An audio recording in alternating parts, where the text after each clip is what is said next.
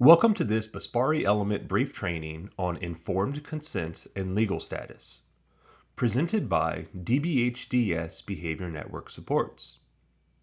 The purpose of this training is to support behaviorists providing therapeutic behavioral consultation through the waiver system and their efforts to navigate the DBHDS DMAS practice guidelines for behavior support plans and the accompanying Behavior Support Plant Adherence Review Instrument, or BSPARI. The learning goals for this training are to define informed consent, become familiar with areas addressing informed consent and legal status in the practice guidelines and BSPARI elements, learn relevance of informed consent and legal status in behavior services, and identify examples and non-examples of plans meeting relevant BSPARI elements. The Virginia Administrative Code defines informed consent as the voluntary written agreement of an individual or that individual's authorized representative to specific services. To be voluntary, informed consent must be given freely and without undue inducement, any element of force, fraud, deceit, or duress, or any form of constraint or coercion. Consent may be expressed by the individual through any means appropriate for the individual, including verbally, through physical gestures or behaviors, in Braille or American Sign Language, in writing, or through other methods. It is important to note that the legality of the written consent is based on the consent coming from the decision maker.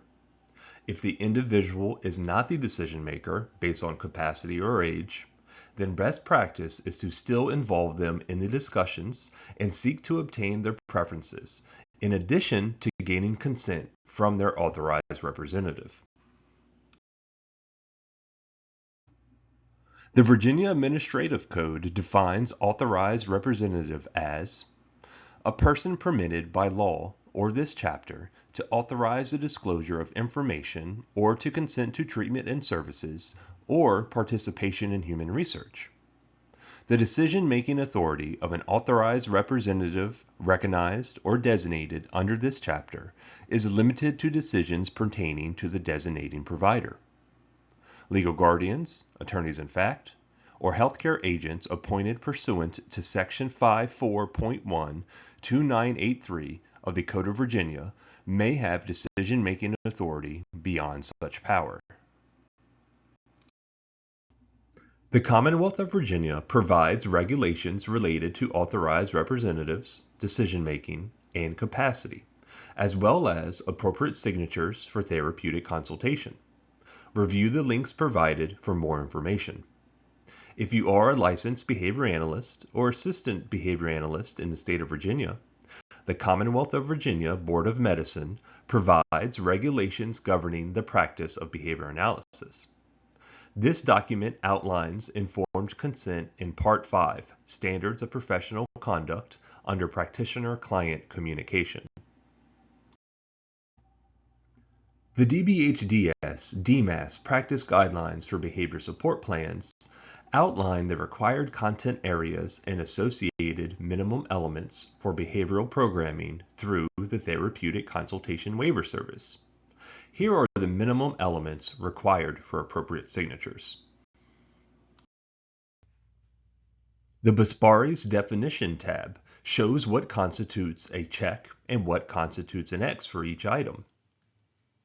For appropriate signatures, it is expected that the plan is signed by the person who has the legal authority to consent to the plan. This should be the individual if they are their own guardian, or an appointed guardian, or authorized representative. The signature should be dated with the date it was signed. The contact information for the person who has the legal authority to consent is included. This could be a phone number, an email, or a physical address. If a restrictive component is included in the plan, the signed consent must be dated within 45 days of implementing the restriction. And how do we know who should be signing the BSP? Well, the plan should indicate the legal status of the individual, and this legal status is specifically referring to the person who has the legal authority to consent to the plan. Why is it important to know the legal status of the individual and to obtain informed consent? According to the BACB Ethics Code, informed consent is an ethical responsibility for those practicing as board-certified behavior analysts and board-certified assistant behavior analysts. According to the Positive Behavior Supports Ethics Code, informed consent is an ethical responsibility for those practicing as positive behavior supports facilitators. Research shows that informed consent is an important component of a written behavior support plan. Obtaining written consent from the person who is authorized to sign the plan is not always easy. Let's talk about some ideas to improve the likelihood of getting those behavior plans signed. Some common options are using an electronic signature platform, such as DocuSign, HelloSign, or Adobe. This allows anyone with a computer or smart device to electronically sign and date the documents they receive. If electronic signatures are not an option, you may need to get creative with the pen and paper method. If meeting in person is not possible, send the document in the mail with a self-addressed stamped envelope marking exactly where they need to sign. Another option is to mail or email the document and have them sign it and email it back. Those who do not have access to a printer or scanner can do this using most smartphones.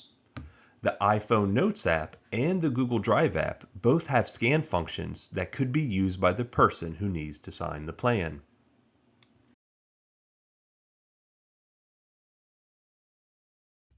Please ensure the options you offer comply with HIPAA guidelines as well as the DD waiver provider guidelines.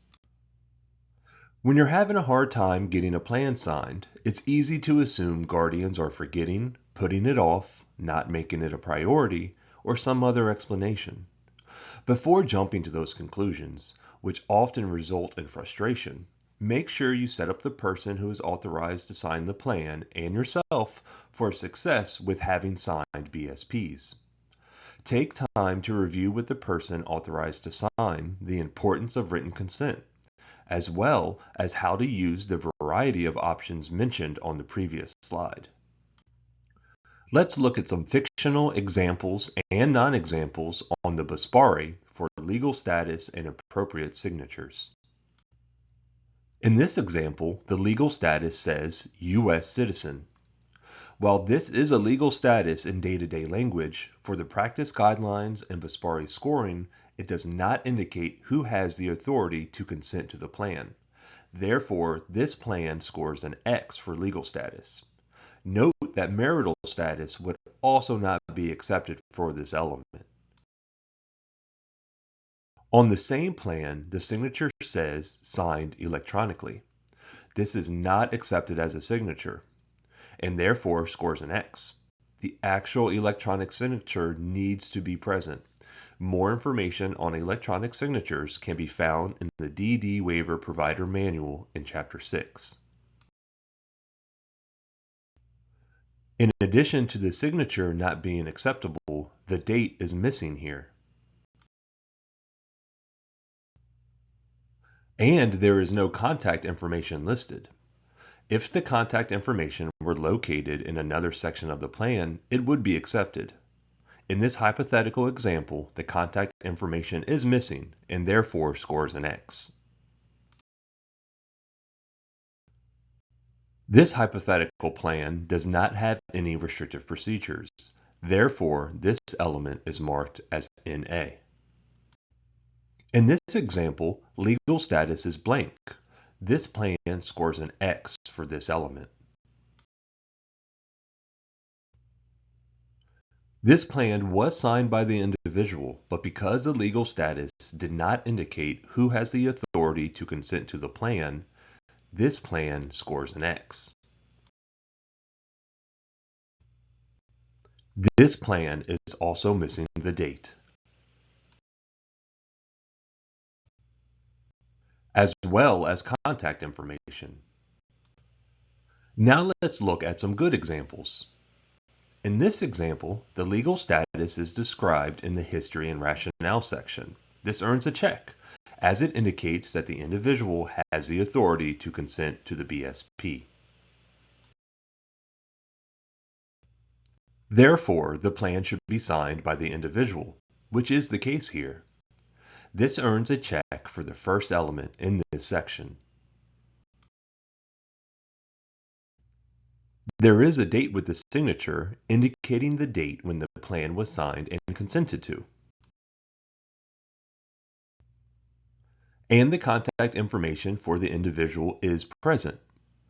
This plan includes all of the elements in the appropriate signature section and scored all possible points. In this last example, the legal status says parents as guardians. This indicates that the individual has guardians who have the authority to consent to the plan and meets criteria for this element. The guardian is listed here with a signature, which meets the criteria. The signature includes the date it was signed, as well as the contact information for the guardian. This plan meets all of the criteria for appropriate signatures and scores all possible points in this section. Thank you for taking the time to review this training. Please explore our website for additional resources and training opportunities, as well as the BSPARI and the DBHDS DMAS practice guidelines for behavior support plans.